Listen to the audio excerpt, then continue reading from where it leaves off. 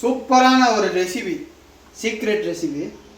So பார்த்துங்க, தோசை மாவு, ஊடாங் கறி தோசை, ஒரு ஆள் சாப்பிட்ற அளவுக்கு தோசை மாவு எடுத்துருக்கேன்.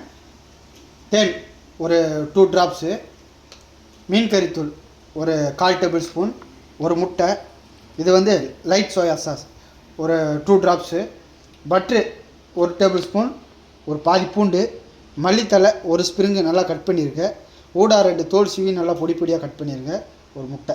அவ்வளோதான். முதல்ல பட்ரு போட்டுருவோம்.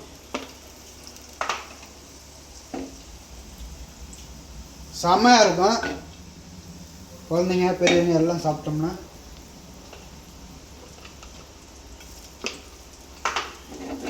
பட்ரு நல்லா மெல்ட் ஆனோன்னு பூண்டு,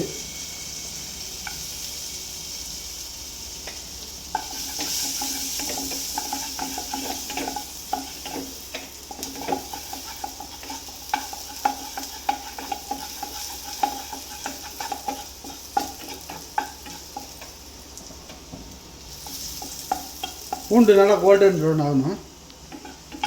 ஸோ கருக விட்டுறாதீங்க, போட்டு அப்படியே லைட் கோல்டன் ப்ரௌன் ஆகிற வரைக்கும் லைட்டாக அப்படியே ஃப்ரை பண்ணுங்கள்.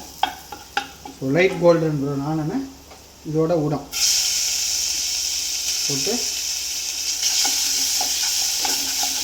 ஊடம் நான் உங்களுக்கு சொல்லியிருக்கேன், ரொம்ப நேரம் குக்காக தேவையில்லை,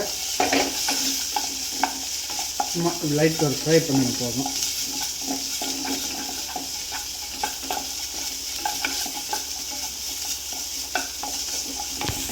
அந்த ஊடா, அந்த பட்ரு, அந்த பூண்டு, அந்த அரோமாவே அப்படி தான் இருக்கும். ஸோ நல்லா மிக்ஸ் பண்ணுவோம்.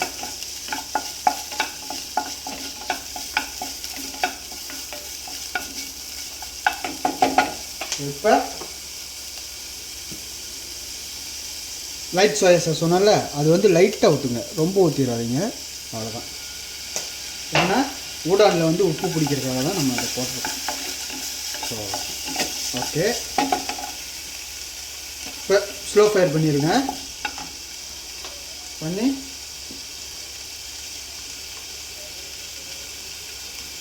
மீன் கறி பவுடர் போட்டுருங்க. போட்டு லைட்டாக இப்படி ஒரு ஃப்ரை பண்ணி ஆஃப் பண்ணிடுங்க.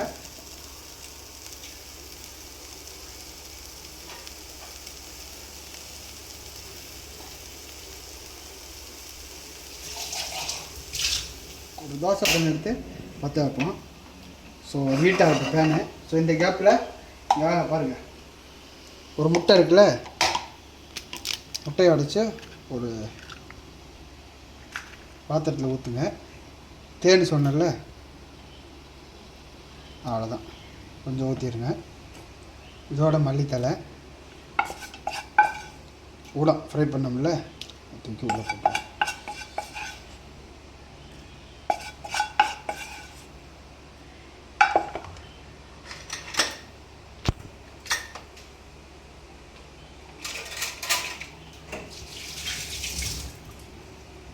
இப்போ இதை வந்து நல்லா பீட் பண்ணுங்கள்.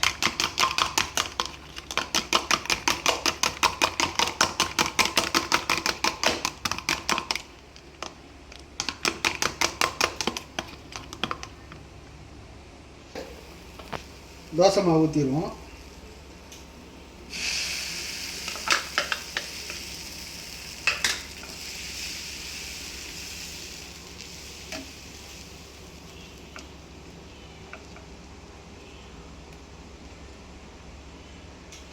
ஸோ தோசை ஊற்றியாச்சு.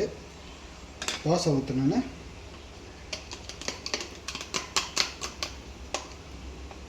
நம்ம கட் பண்ணி வச்ச பீட் பண்ணி வச்ச இந்த முட்டை எல்லாத்தையும் ஊற்றிடணும். ஊற்றி இப்படியே ஸ்ப்ரெட் பண்ணுங்கள்.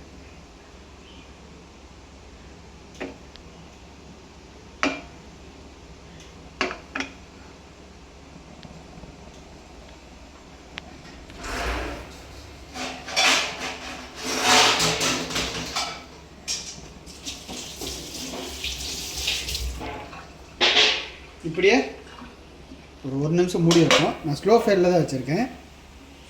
ஸோ தோசை வந்தானே எடுத்துருவோம். டைமுக்கு எடுத்தால் ஓகே, அவ்வளோதான். ரொம்ப நேரம் இருக்குன்ற அவசியம் இல்லை. நீங்கள் எப்பயும் போல் நார்மலாக தோசை எடுக்கிற மாதிரி எடுங்க. ஆயிடுச்சு பாருங்கள், இவ்வளோ தாங்க. ஸோ ரெடியான தோசையை